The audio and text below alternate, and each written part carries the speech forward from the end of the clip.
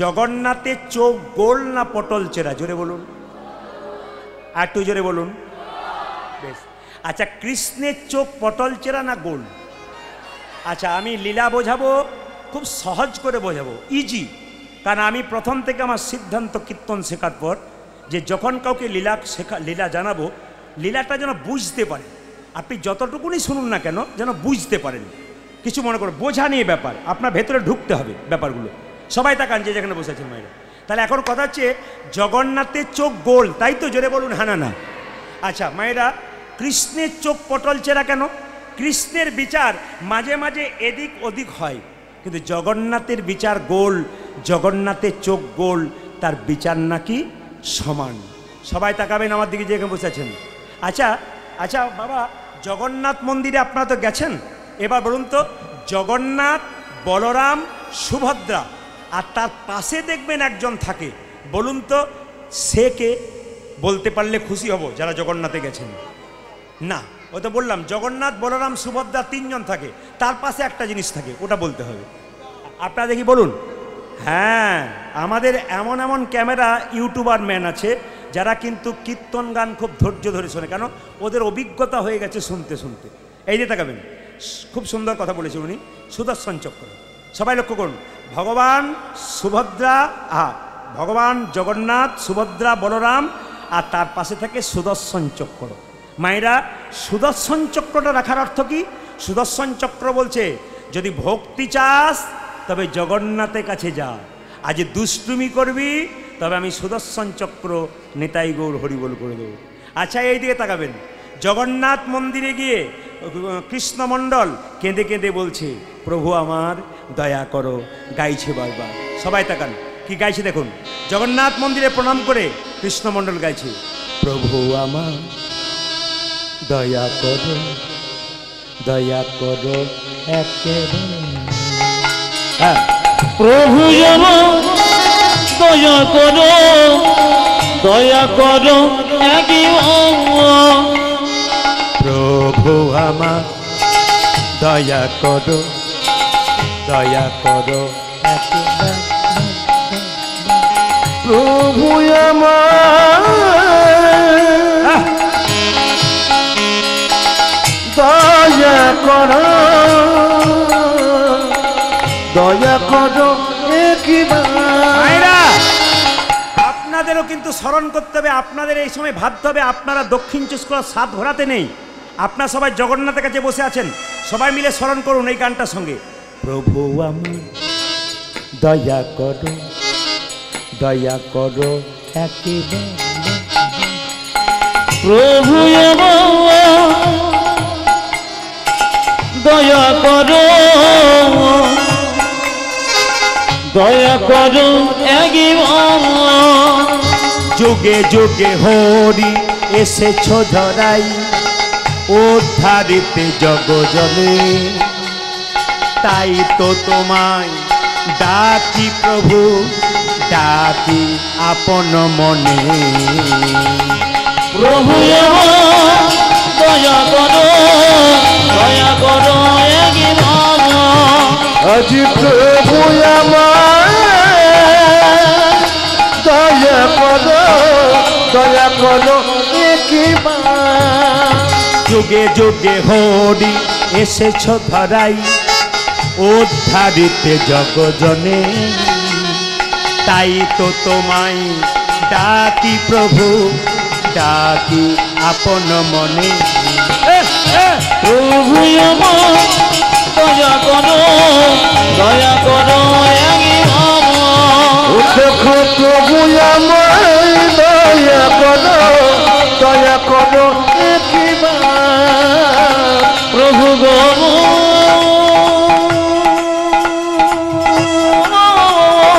বেশি হয়ে যাচ্ছে।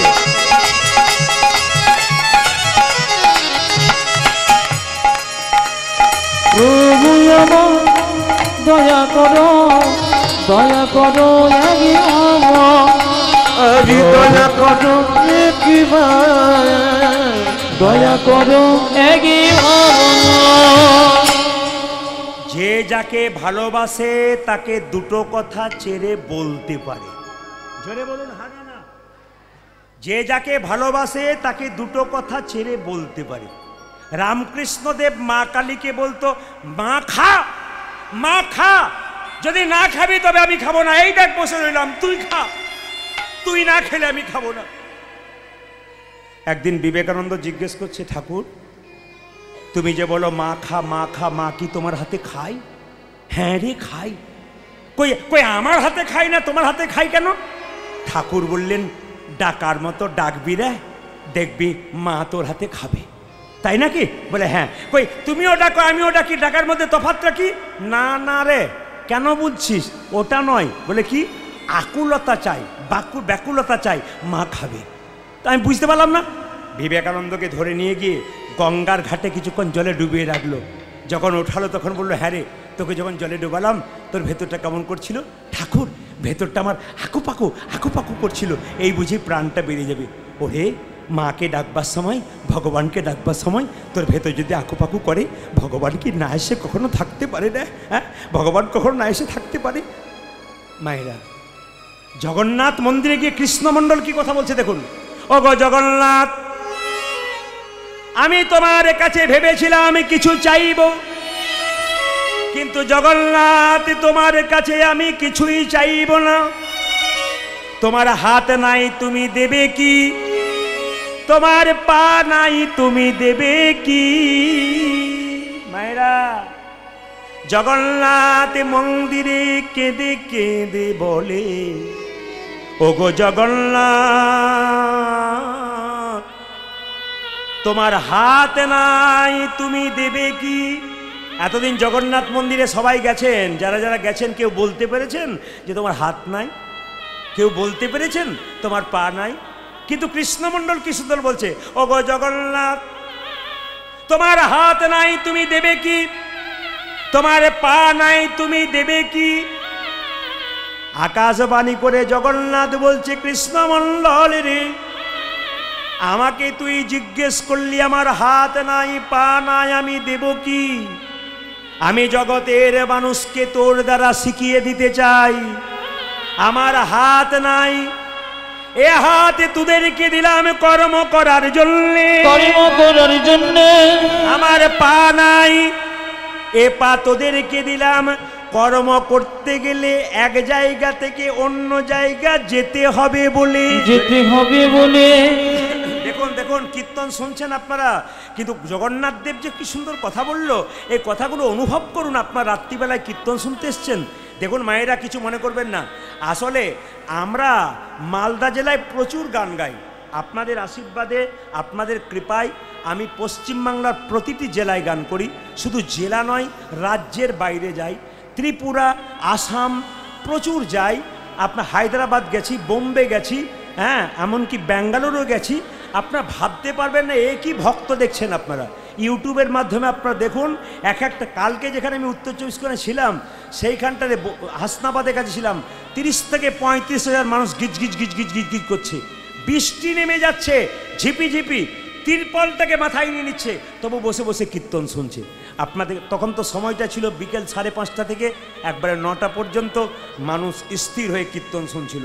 আজকে আপনারা বসে আছেন কেন? মালদা জেলায় আমরা যখন গান করতে যাই, সব আম কি গাছে পাকে? জোরে বলুন না। পাকে না, যেগুলো গাছে পাকে সেগুলো গোবিন্দ সেবায় লাগে। কিছু পাখিতে খায়, কিছু পোকাতে খায়, খায় না, ওগুলো নষ্ট হয়ে যায়। আজকে হরিবাসরে ভক্ত আমের সংখ্যা প্রচুর, কিন্তু যেগুলো এক আধটা চলে যায় ওগুলো তো পাখিতে খেয়ে নেয় বলে চলে যায়, পোকাতে খায় বলে চলে যায়। যে আমগুলো শেষ পর্যন্ত আছে গাছে, সেগুলোই তো আমার গোবিন্দ সেবায় নিতাই গৌর হরিবোল বলে লেগে যাবে। আপনারা তো অপেক্ষা করছেন কেন? আপনারা গোবিন্দ সেবায় লাগবো বলে। আপনারা যাব বলেও যেতে পারছেন না কেন? আপনাদের যে গোবিন্দ কৃপা করে বসে আছে গো, যার কৃপা আছে তিনি বসে আছেন, যার কৃপা নাই তিনি আজ থাকতে পারবেন না। এই জন্য কৃপা যারা, তবে হ্যাঁ, যারা থাকতে থাকতে চলে যায় ওরা কিন্তু ওরাও কৃপা পাবে। কেন বলুন তো? সব আম তো গাছে পাকে না, কিছু আম গ্যাস দিয়ে পাকানো হয়। তো যেগুলো চলে গেছে 2-4টা, ওদের গ্যাস দিয়ে পাকানো হচ্ছে, পরে পাবে। আপনারা কিন্তু আগে নেতাই গৌর হরি হরি হরি বল সবাই। না আমি ঠিক বলছি কিনা বলবেন, হ্যাঁ হ্যাঁ না কিছু বলবেন। আচ্ছা, কৃষ্ণমণ্ডল যেন বলতে চাইছে, জগন্নাথ যেন বলতে চাইছে, এই জগৎকে শিখিয়ে দিলাম আমার হাত নাই পা নাই, এই হাতে পা তোদেরকে দিলাম। কৃষ্ণমণ্ডল কেঁদে কেঁদে বলে, জগন্নাথ তোমার কাছে লোকে এলে গাড়ি চাই, বাড়ি চাই, টাকা চাই, পয়সা চাই, কিন্তু ওগো জগন্নাথ আমি তোমার কাছে টাকা চাইব না, পয়সা চাইব না, এমন একটা জিনিস চাইবো যা লোকে কেউ কোনোদিনই চাই না। আপনারা প্রশ্ন করছেন কি চাইবে?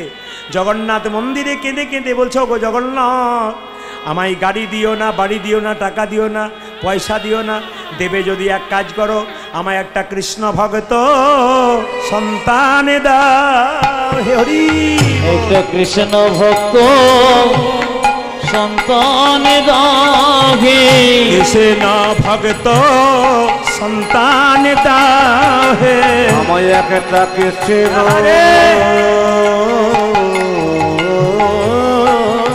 ভক্ত বলে হারি ভাই ভক্ত সন্তান দাও গে। এই অভিলাষ আমার মনে, কৃষ্ণ ভক্ত সন্তান দাও, হে আমার মনে প্রাণ ভরে নাম গাইতে পারি, এই অভিলাষী আমার যেন মনে, প্রাণ ভরে নাম গাইতে পারি, এই অভিলাষী আমার মনে, প্রাণ ভরে নাম গাইতে পারি। কৃষ্ণ ভক্ত সন্তান দাও গে।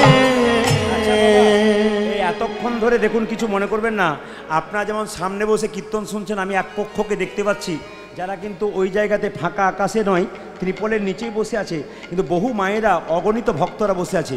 আমি যখন কীর্তন করতে আসছিলাম তখন দেখলাম 2-4 জন ভক্ত বহু দূর থেকে এসছে, সেবার ব্যবস্থা পায় নাই, নিজে মুড়ি বেঁধে নিয়ে এসছে, পুকুর ঘাটে বসে বসে মুড়ি খাচ্ছে।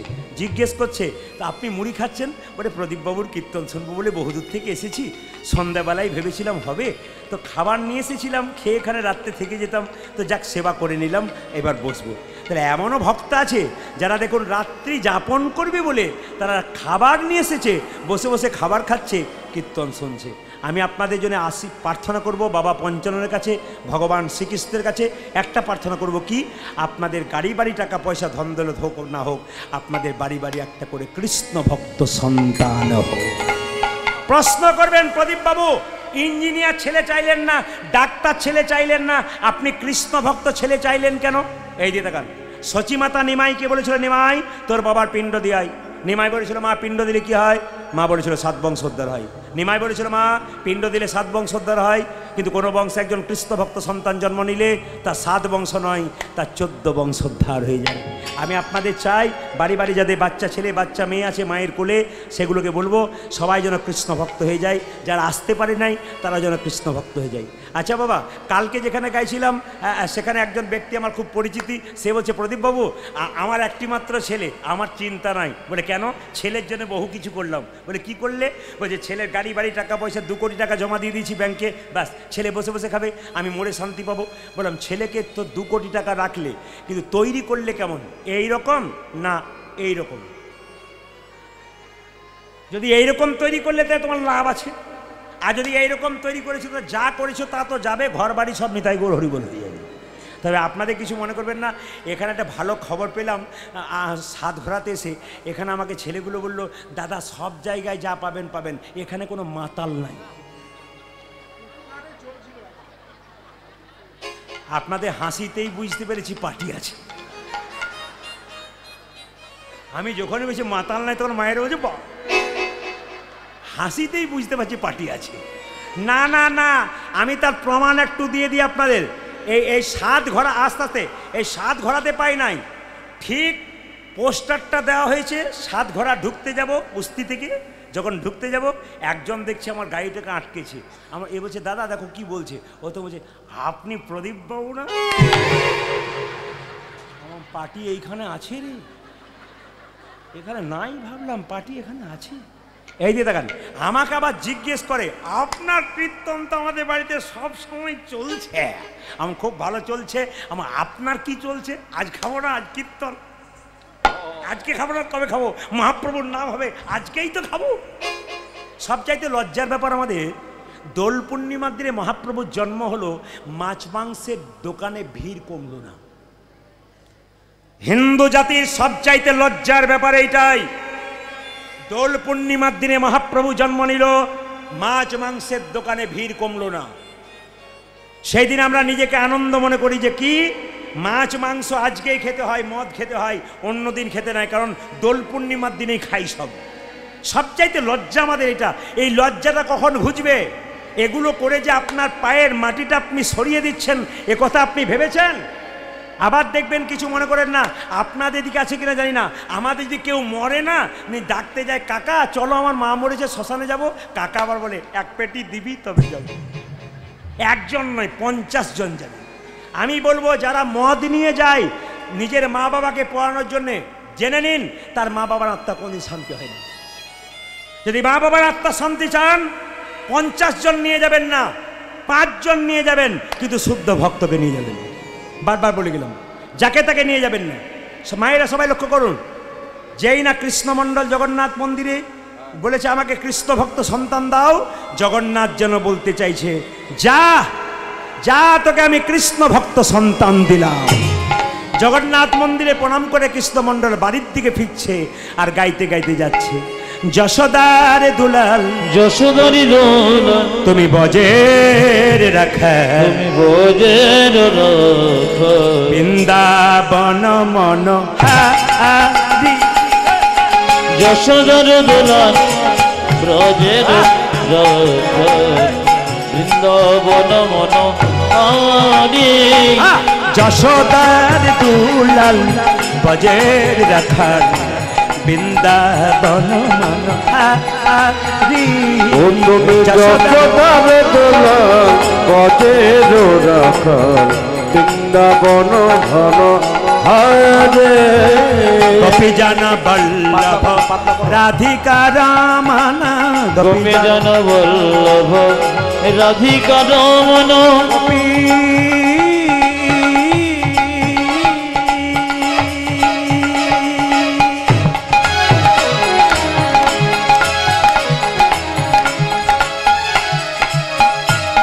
হে প্রাণ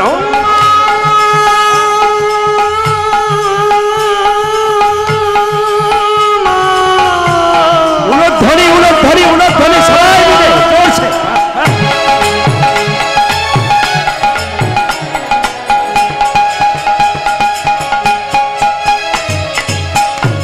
হে প্রাণ বল্লভ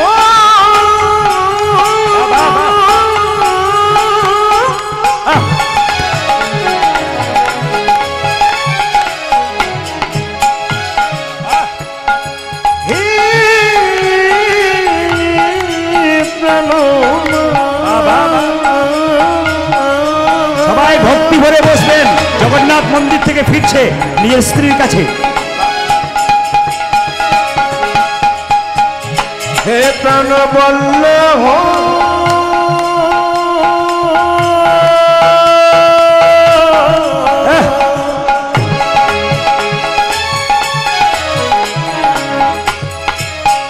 হে প্রাণ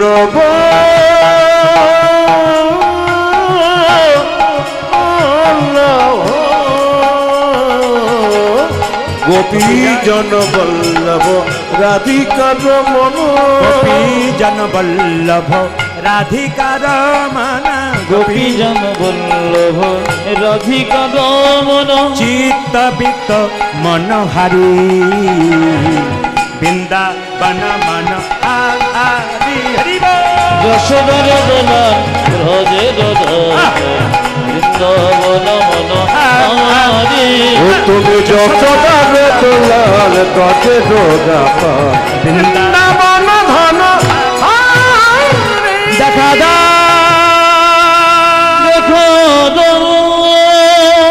আচ্ছা বাবা, আপনারা যারা কীর্তন শুনতে এসছেন, সবাই তো তীর্থস্থানে যেতে পারে না? জোরে বলুন হ্যাঁ না না পারে। একবার হ্যাঁ না না বলবেন, পারে? যেতে পারে না। তাহলে কেউ কারো টাকা আছে সময় নাই, আবার কারো দেখবেন সময় আছে কিন্তু টাকা নেই। এবার যারা যেতে পারবেন না তাদের জন্য বিধান দিয়েছে। কি বিধান দিয়েছে? আপনাদের সাত ঘোরাতে কোনো একজন বয়স্ক ব্যক্তি উনি গেছেন তীর্থস্থানে, জগন্নাথে, গয়াতে বা কাশীতে বা বৃন্দাবনে গেছেন, উনি বাড়ি ফিরেছেন, আপনি খবর পেয়েছেন, আপনি কি করবেন? তার কাছে যাবেন, গলায় কাপড়টা দিয়ে মায়েরা তাকে একটু প্রণাম করবেন। তাকে যদি প্রণাম করেন তবে কিছুটা ভাগ আপনি পাবেন।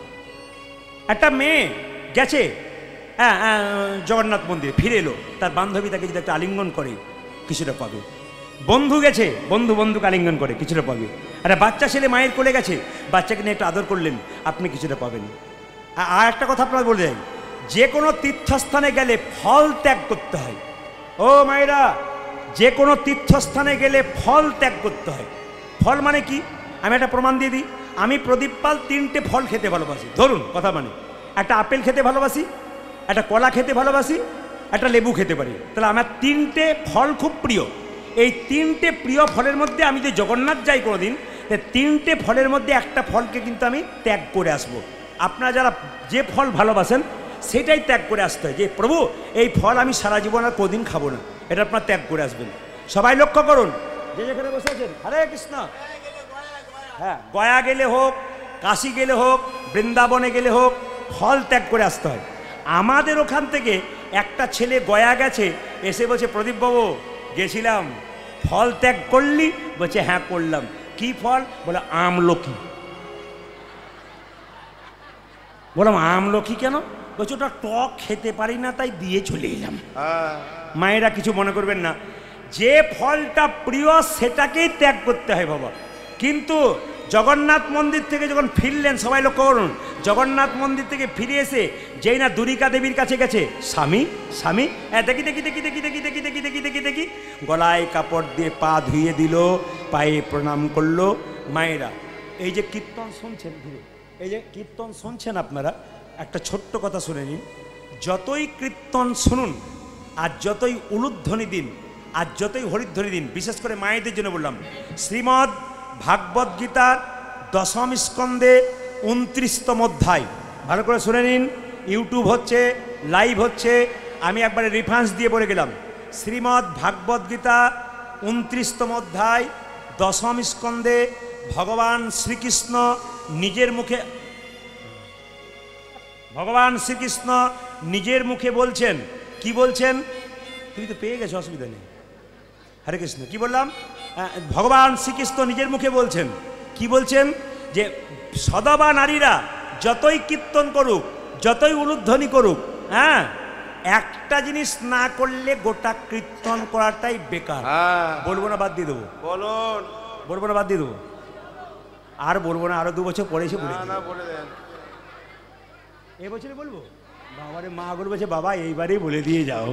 আচ্ছা, এই যে দেখান, একটা জিনিস না করলে কিন্তু গোটা জিনিসটা বেকার। কি বলুন তো?